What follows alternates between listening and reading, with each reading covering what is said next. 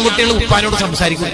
ഗൾഫിൽ നിന്ന് വിളിച്ചാൽ തന്നെ ഉപ്പയാണ് ഫോൺ എടുത്തെങ്കിൽ ഉടനെ ചോദ്യം ഉമ്മയില്ലേ. ഈ ഉപ്പാക്ക് എത്ര വിഷമമുണ്ടാവും. ഒരു 5 മിനിറ്റ് എന്തുണ്ട് ഉപ്പ സുഖല്ലേ, ആ മോനെ റാത്തല്ലേ ഉപ്പാക്ക്, അതേപോലെ എത്ര സന്തോഷം.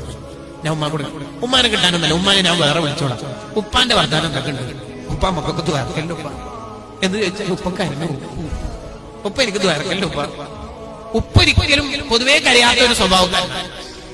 എന്ത് വിഷമുണ്ടെങ്കിലും ഹൃദയം കൊണ്ടേ ഉപ്പ കരിയുള്ളൂ.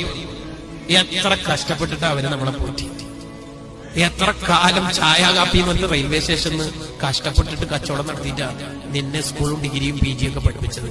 ഇപ്പൊ നീക്ക് 2 ഇംഗ്ലീഷ് വർത്താനം പറയാമോ കഴിവുണ്ടാവുമ്പോഴേക്കാ ഉപ്പനെ വേണ്ടല്ലേ. ഓ മോളെ, ഉപ്പ നിന്നോട് പറഞ്ഞുകൊണ്ടിരിക്കുന്നുണ്ടല്ലോ, നീ പഠനമൊക്കെ തുടർന്നോളി, ഡിഗ്രി PG ഒക്കെ. ഉപ്പാന്റെ ഹയാത്ത് കാലം, ആ കാലത്തിന് നീ ആകുന്ന ഒറ്റ മോളെ കല്യാണം കാണാൻ പൂതിയുണ്ട്. നീ എന്താ തർക്കുത്തരം പറഞ്ഞത്? എനിക്കൊരു പ്രായമുണ്ട്, ഞാൻ ആ സമയത്തേ കിട്ടുള്ളൂ. ഈ ഉപ്പയെല്ലാം മരിച്ച ശേഷം നീ കെട്ടിയിട്ട് ആരെ കാണിക്കാനാണ്? ആരെ കാണിക്കാനും? ഒരു ഉപ്പാപ്പാന്ന് വിളിക്കാനും കുട്ടികളിൽ ഇല്ലാത്തൊരു കാലം വരും. കുട്ടികൾക്ക് ഉപ്പാപ്പില്ലാത്ത അല്ലേ? നമുക്ക് ഉപ്പാനോട് വില കുറയുന്നുണ്ടോ? അള്ളാഹുവിന്റെ ഇഷ്ടമില്ലാന്ന് അതിന്റെ അർത്ഥം.